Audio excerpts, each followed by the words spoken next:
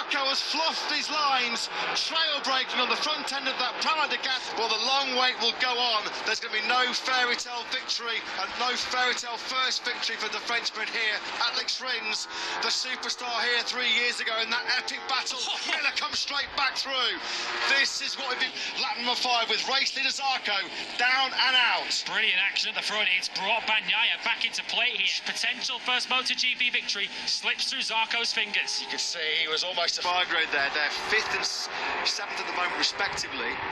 Here comes Zarco. He's decided to call it quits. Bitterly most of his weekend so far, potentially his most costly crash of the season so far, when he was leading the British Grand Prix. Just a quarter of a second on the last lap, the 9th lap of this Grand Prix, to Bagnaia, who once again did a 1:59.988. Rins. This was the move from Maverick Vinales then through on Jorge Martin in the village corner. We're going to be keeping key.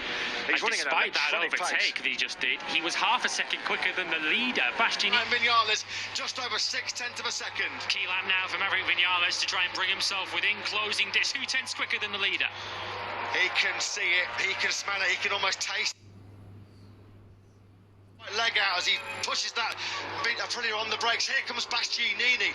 Alex Rins is fading fast. He's obviously encountered unbelievable late drama between Marc Marquez and Alex Rins here at Silverstone in 2019. The heart back to the 19th in this Grand Prix so far, but just when he needed that composure, he's just getting a little bit scrappy, a little bit erratic. That's the Silverstone in 2022. He takes a famous win here in round 12 of this year's MotoGP World Championship. He takes it by that left-hand side of that Brazilian Ducati. Somehow he fights his way through to 4th. Martin's 5th. Oliveira's the race in check, but you can see Lopez on this lap. He's put a few more tenths in, so he's got it out to 7.5 tenths. See Lopez up in the pace. Canet's not responding. I have to move now. Yeah, I think so. What's the gap now? It's almost a second. 0.9 at the end. Oh. See, he's desperate to get through again.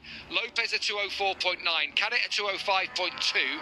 Fernandez. Yeah, you always see that in Moto 2. The gaps between the riders are oh so close, so it takes a long time to bridge that gap.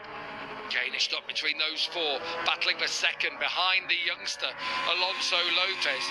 Lopez, who is Ayagura watching on as well as Dixon now back into the podium spot, into the loop. He'll get the Alonso Lopez has lost the front, and he comes back at Lovefield to the inside for Fernández. Well done. Wow, this is going to be some finish. And Canet and Agura are ready to pick up the pieces. They're in their own battle for 3rd place. Could it be Lopez? For me, it's down towards Brooklands. That's where Fernández every time has looked the strongest. It's just whether Lopez just setting this up, as you said, on the run out of entry and towards Brooklands. Jake Dixon is there, ready to pick up any pieces.